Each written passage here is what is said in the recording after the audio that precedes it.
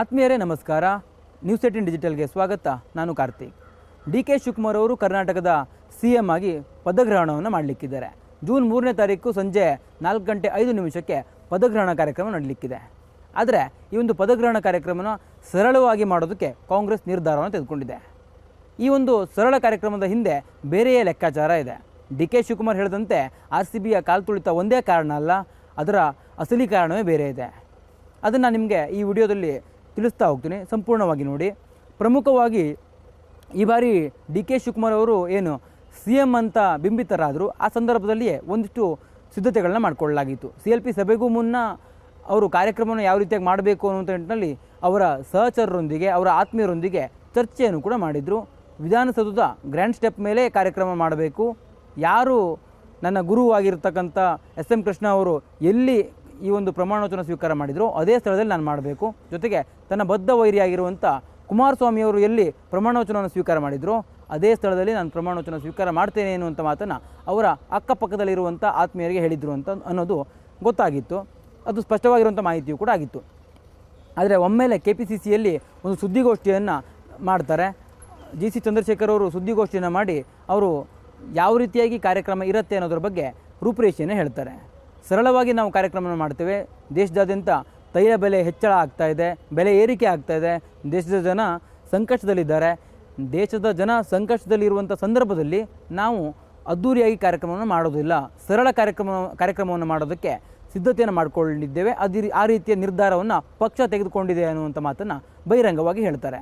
ಜೊತೆಗೆ ಲೋಕಭವನದ ಗಾಜಿನ ಮನೆಯಲ್ಲಿಯೇ ಪ್ರಮಾಣವಚನ ಕಾರ್ಯಕ್ರಮ ಆಗತ್ತೆ ಅನ್ನೋದು ನಿರ್ಧಾರವೂ ಕೂಡ ಆಗತ್ತೆ. ಅದು ನಂತರದಲ್ಲಿ ಅದು ಈಗಾಗಲೇ ಒಂದು ಅಲ್ಲೇ ಕಾರ್ಯಕ್ರಮವನ್ನು ಮಾಡಬೇಕು ಅನ್ನೋ ನಿಟ್ಟಿನಲ್ಲಿ ಸಿದ್ಧತೆಯೂ ಕೂಡ ಆರಂಭವಾಗಿದೆ. ಹಾಗಾದರೆ ಈ ಒಂದು ಕಾರ್ಯಕ್ರಮವನ್ನು ಲೋಕಭವನಕ್ಕೆ ಮಾಡೋದಕ್ಕೆ ಕಾರಣ RCBಯ ಕಾಲು ತುಳಿತವ ಅಥವಾ ಈ ತೈಲ ಬೆಲೆ ಹೆಚ್ಚಳ ಆಗಿರೋದು, ಬೆಲೆ ಏರಿಕೆ ಆಗಿರೋದು, ಈ ಎರಡೇ ಕಾರಣನ ಅಂತ ನೋಡಿದ್ರೆ ಅಲ್ಲಿ ಭಾಳ ಮುಖ್ಯವಾಗಿರುವಂಥ ಕಾರಣ ಬೇರೆದೇ ಇದೆ. ಇದು ನಾವು ಒಂದು ಚುನಾವಣೆಯನ್ನು ಗೆದ್ದ ನಂತರದಲ್ಲಿ CM ಆಗಿ ಅಧಿಕಾರವನ್ನು ಸ್ವೀಕಾರ ಮಾಡ್ತಿರೋದಲ್ಲ. ಜೊತೆಗೆ ನಾವು ಅಂದರೆ ಒಂದು ಚುನಾವಣೆಯನ್ನು ಗೆದ್ದಂಥ ಸಂದರ್ಭದಲ್ಲಿ ವಿಜಯವನ್ನು ಸಾಧಿಸ್ಬೋದು. ಆದರೆ ಸಿದ್ದರಾಮಯ್ಯನಂತಹ ನಾಯಕನನ್ನು ಕೆಳಗಿಳಿಸಿ ನಂತರ ನೆರವೇರಿಸ್ತಾ ಇರುವಂಥ ಪ್ರಮಾಣವಚನ ಕಾರ್ಯಕ್ರಮ, ಈ ಕಾರಣಕ್ಕಾಗಿ ಅದು ಸಿದ್ದರಾಮಯ್ಯನವರಿಗೆ ಅಪಮಾನ ಮಾಡಿದಂಥ ಆಗಬಾರ್ದು ಅನ್ನುವಂಥ ಲೆಕ್ಕಾಚಾರವನ್ನು ಕಾಂಗ್ರೆಸ್ ಹೈಕಮಾಂಡ್ ನಿರ್ಧಾರವನ್ನು ಮಾಡಿದೆ. ಅದೇ ಒಂದು ಕಾರಣಕ್ಕಾಗಿ ಕಾಂಗ್ರೆಸ್ ಹೈಕಮಾಂಡ್ ಸೂಚನೆಯನ್ನು ಕೂಡ ಕೊಟ್ಟಿದೆ. ಯಾವುದೇ ಕಾರಣಕ್ಕೂ ವಿಜೃಂಭಣೆಯಿಂದ ಈ ಕಾರ್ಯಕ್ರಮ ಆಗಬಾರ್ದು. ಸಿದ್ದರಾಮಯ್ಯನಂಥ ಮೇರು ನಾಯಕ, ಅಹಿಂದ ನಾಯಕ, ಆ ವ್ಯಕ್ತಿಯನ್ನು ನಾವು CM ಸ್ಥಾನದಿಂದ ಕೆಳಗಿಳಿಸ್ತಾ ಇದ್ದೇವೆ, ಅದನ್ನು ಅವರೇ ಸ್ವಯಂ ಪ್ರೇರಣೆಯಿಂದ ಒಪ್ಪಿಕೊಂಡಿದ್ದಾರೆ. ನಾಯಕತ್ವ ಬದಲಾವಣೆಗೆ ಅವರು ಸಮ್ಮತಿಯನ್ನು ಕೂಡ ಸೂಚಿಸಿದ್ರು, ಪಕ್ಷದ ನಿರ್ಧಾರವನ್ನು ಅವರು ಸ್ವಾಗತಿಸಿದರು. ಎಲ್ಲೂ ಕೂಡ ಅಡೆತಡೆಯನ್ನು ಸಿದ್ದರಾಮಯ್ಯನವರು ಮಾಡಿಲ್ಲ. ಹೀಗಾಗಿ ಈ ಕಾರ್ಯಕ್ರಮವನ್ನು ಸರಳವಾಗಿ ಮಾಡಿ ಅನ್ನುವಂಥ ಸಂದೇಶವನ್ನು ರಾಹುಲ್ ಗಾಂಧಿಯವರೇ ಕಳಿಸಿದ್ರು. ಅದೇ ಒಂದು ಕಾರಣಕ್ಕಾಗಿ ಪಕ್ಷದ ಕಚೇರಿಯಲ್ಲಿ ಸುದ್ದಿಗೋಷ್ಠಿಯನ್ನು ನಡೆಸಿ ಅವರು ಈ ಒಂದು ಕಾರ್ಯಕ್ರಮ ಹೇಗಿರಬೇಕು ಅನ್ನುವಂಥ ನಿಟ್ಟಿನಲ್ಲಿ ಒಂದು ರೂಪುರೇಷೆಯನ್ನು ಕೂಡ ಬಹಿರಂಗಗೊಳಿಸಿದರು. ಈಗಾಗಲೇ ಸಿದ್ದರಾಮಯ್ಯನವರು ಕೆಳಗಿಳಿಸಿದಂಥ ಸಂದರ್ಭದಲ್ಲಿ ಅದು ಅವರ ಕಮ್ಯುನಿಟಿಗೂ ಕೂಡ ಸಾಕಷ್ಟು ಬೇಸರವನ್ನು ತರಿಸಿದೆ, ಸಿಟ್ಟನ್ನು ತರಿಸಿದೆ.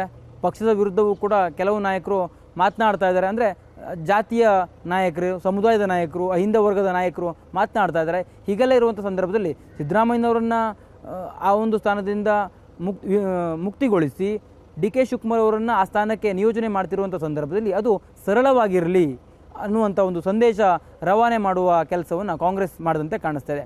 ಜೊತೆಗೆ ಈ ಒಂದು ಪದಗ್ರಹಣ ಕಾರ್ಯಕ್ರಮದ ಬಳಿಕ ಬೇರೆ ಬೇರೆ ರೀತಿಯ ಕಾರ್ಯಕ್ರಮವನ್ನು ಮಾಡೋದು, ಅದು ಜಿಲ್ಲಾ ಹಂತದಲ್ಲಿ 7-8 ಕಾರ್ಯಕ್ರಮಗಳನ್ನು ಮಾಡೋದಕ್ಕೂ ಕೂಡ ಕಾಂಗ್ರೆಸ್ ಸಿದ್ಧತೆಯನ್ನು ಮಾಡಿಕೊಂಡಿದೆ.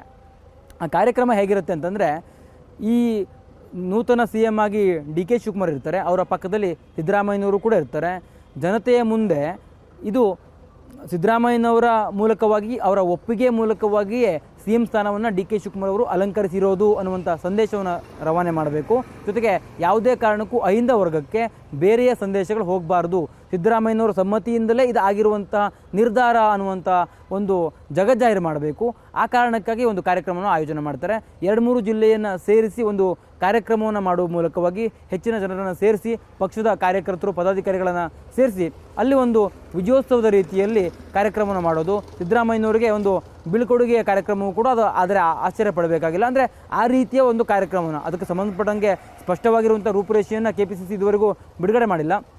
ಈಗಿರುವ ಮಾಹಿತಿ ಪ್ರಕಾರ 2-3 ಜಿಲ್ಲೆಗೆ ಒಂದರಂತೆ ಕಾರ್ಯಕ್ರಮವನ್ನು, ಅದು ಸರ್ಕಾರದ ಸಾಧನೆ ಆಗಿರ್ಬೋದು, ಈ ರೀತಿಯ ಎಲ್ಲ ಅಂಶಗಳನ್ನು ಒಳಗೊಂಡಿರತಕ್ಕಂಥ ಕಾರ್ಯಕ್ರಮ ಮಾಡುವ ಮೂಲಕವಾಗಿ DK ಶಿವಕುಮಾರ್ ಅವರು CM ಆಗಿದ್ದಾರೆ ಅನ್ನೋದನ್ನು ಕೂಡ ಅಲ್ಲಿ ಅಂದರೆ ಆ ಒಂದು ಕಾರ್ಯಕ್ರಮದ ಮೂಲಕವಾಗಿ ಅವ್ರಿಗೆ ಒಂದು ಸಂತಸವನ್ನು ಹಂಚಿಕೊಂಡಂಗಾಗತ್ತೆ ಜನತೆ ಮುಂದೆ. ಜೊತೆಗೆ ಸಿದ್ದರಾಮಯ್ಯನವರು ಕೂಡ ಇದಕ್ಕೆ ಒಪ್ಪಿಗೆಯನ್ನು ಸೂಚಿಸಿದ್ರು ಅನ್ನುವಂಥ ನಿಟ್ಟಿನಲ್ಲಿಯೂ ಕೂಡ ಅವರು ಉಪಸ್ಥಿತಿಯನ್ನು ಅಲ್ಲಿ ಒಳಪಡಿಸುವ ಮೂಲಕವಾಗಿ ಯಾವುದೇ ರೀತಿಯ ಗೊಂದಲಗಳಿಲ್ಲ ಪಕ್ಷದಲ್ಲಿ ಅನ್ನೋದನ್ನು ಸ್ಪಷ್ಟವಾಗಿ ಸಂದೇಶ ರವಾನಿಸುವ ಒಂದು ಕಾರ್ಯಕ್ರಮವನ್ನು ಮಾಡೋದಕ್ಕೆ ಕಾಂಗ್ರೆಸ್ ನಿರ್ಧಾರವನ್ನು ತೆಗೆದುಕೊಂಡಿದೆ. ಅದು ಪಕ್ಷದ ವತಿಯಿಂದಲೂ ಆದರೂ ಮಾಡ್ಬೋದು ಅಥವಾ ಸರ್ಕಾರದ ವತಿಯಿಂದಾದರೂ ಮಾಡ್ಬೋದು. ಒಟ್ಟಾರೆಯಾಗಿ ವಿಜೃಂಭಣೆಯೂ ಕೂಡ ಆಗತ್ತೆ. ಜೊತೆಗೆ ಸಿದ್ದರಾಮಯ್ಯನವ್ರಿಗೊಂದು ಬೀಳ್ಕೊಡುಗೆಯ ಸಮಾವೇಶವೂ ಕೂಡ ಮಾಡಬೇಕು ಅನ್ನುವಂಥ ಲೆಕ್ಕಾಚಾರವನ್ನು ಹೊಂದಿಕೊಂಡು ಅವರು ಈ ರೀತಿಯ ಕಾರ್ಯಕ್ರಮ ಮಾಡೋದಕ್ಕೆ ಸಿದ್ಧತೆಯನ್ನು ಕೂಡ ಮಾಡ್ಕೊಂಡಿದ್ದಾರೆ. ಅದೇ ಒಂದು ಕಾರಣಕ್ಕಾಗಿ DK ಶಿವಕುಮಾರ್ ಅವರ ಪ್ರಮಾಣವಚನ ಕಾರ್ಯಕ್ರಮವನ್ನು ಸರಳವಾಗಿ ಮಾಡೋದಕ್ಕೆ ಕಾಂಗ್ರೆಸ್ ನಿರ್ಧಾರವನ್ನು ತೆಗೆದುಕೊಂಡಿದೆ. ಕ್ಯಾಮರಾ ಪರ್ಸನ್ ಗುರುಶೇಖರ್ ಜೊತೆ ಕಾರ್ತಿಕ್, ನ್ಯೂಸ್ 18 ಕನ್ನಡ, ಬೆಂಗಳೂರು. ನಿರ್ಭೀತ, ನಿಷ್ಪಕ್ಷಪಾತ, ವಿಶ್ವಾಸಾರ್ಹ ಸುದ್ದಿಗಳಿಗೆ ಮತ್ತೊಂದು ಹೆಸರಾಗಿರುವಂತ ನ್ಯೂಸ್ 18 ಕನ್ನಡ ಈಗ ಆಪ್ನಲ್ಲೂ ಲಭ್ಯವಿದೆ. ದಯವಿಟ್ಟು ಇಲ್ಲಿರುವ QR ಕೋಡ್ ಅನ್ನ ಸ್ಕ್ಯಾನ್ ಮಾಡಿಕೊಂಡು ಆಪ್ ಅನ್ನ ಡೌನ್ಲೋಡ್ ಮಾಡೋದಕ್ಕೆ ಮರಿಬೇಡಿ. ನಿಮ್ಮ ಬೆಂಬಲ ಹೀಗೆ ಸದಾ ನಮ್ಮೊಂದಿಗಿರಲಿ. ಧನ್ಯವಾದ.